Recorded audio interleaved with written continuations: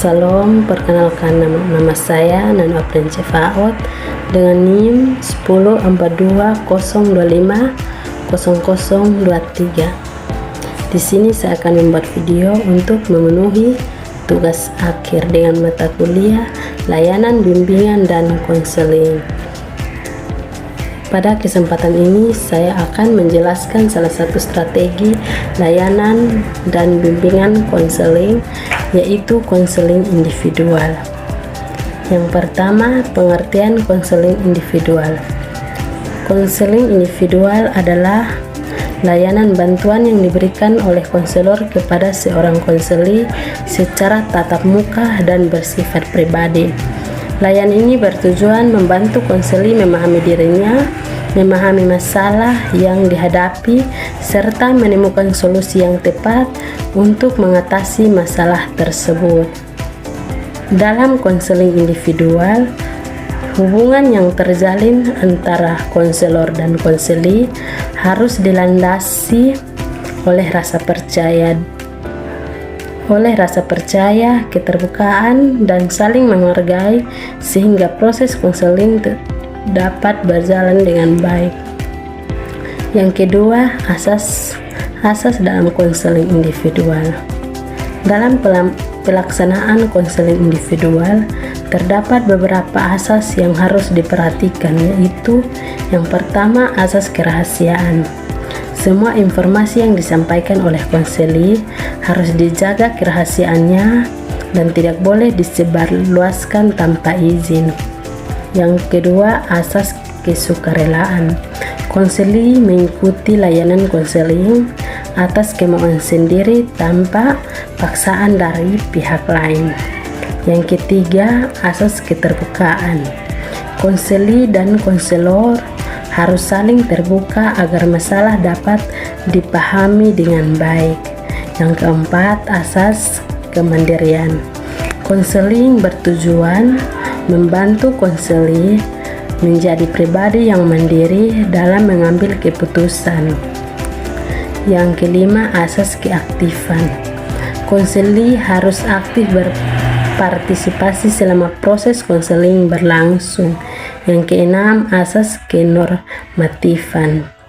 Layanan konseling harus sesuai dengan norma agama, norma sosial, dan norma budaya yang berlaku.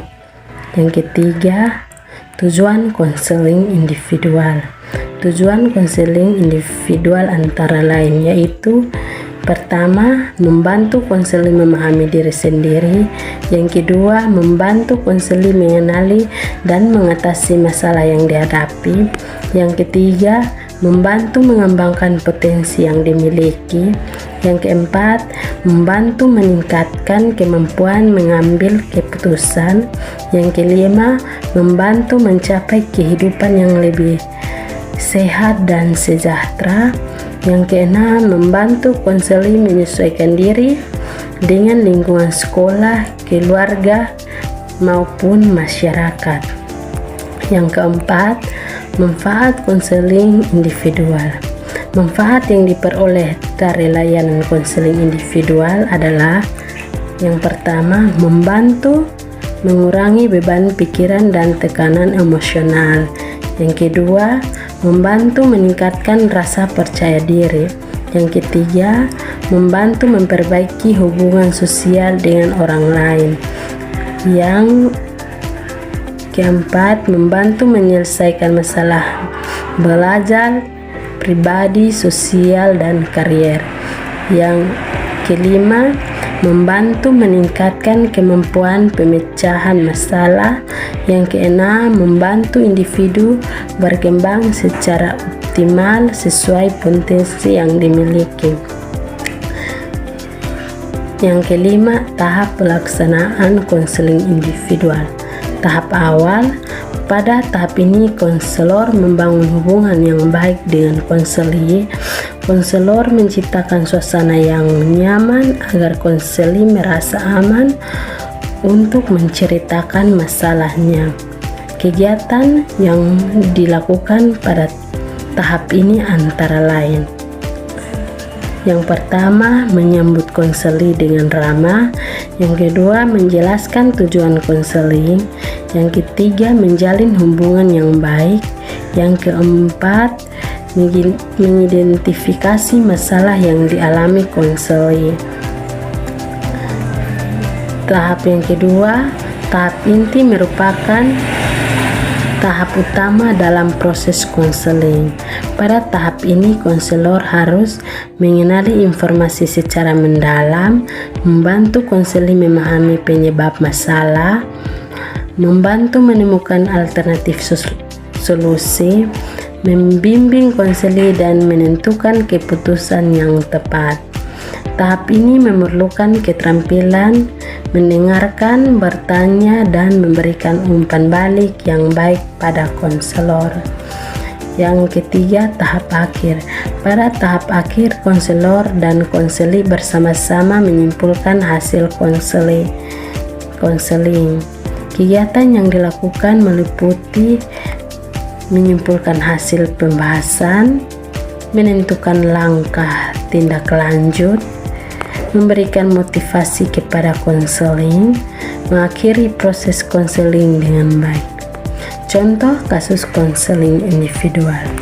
Sebagai contoh, seorang mahasiswa mengalami kesulitan membagi waktu antara kuliah dan organisasi sehingga nilai akademiknya menurun.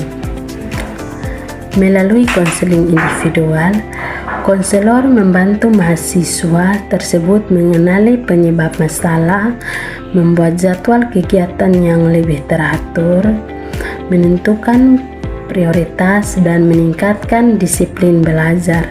Dengan demikian, mahasiswa dapat memperbaiki presentasi akademiknya.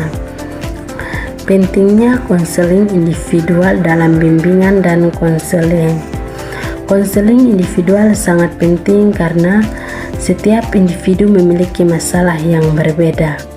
Melalui layanan ini,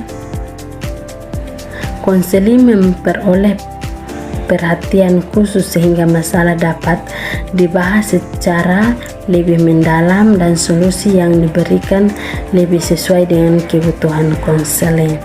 Selain itu, konseling individual membantu individu menjadi lebih mandiri, bertanggung jawab, dan mampu menghadapi berbagai tantangan kehidupan.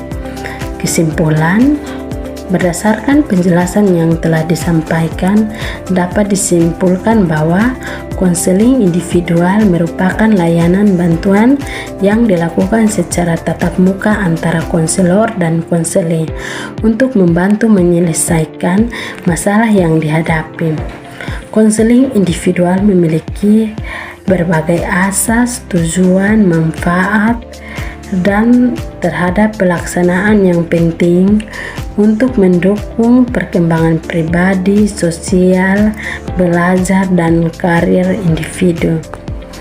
Demikian hasil presentasi saya. Sekian dan terima kasih.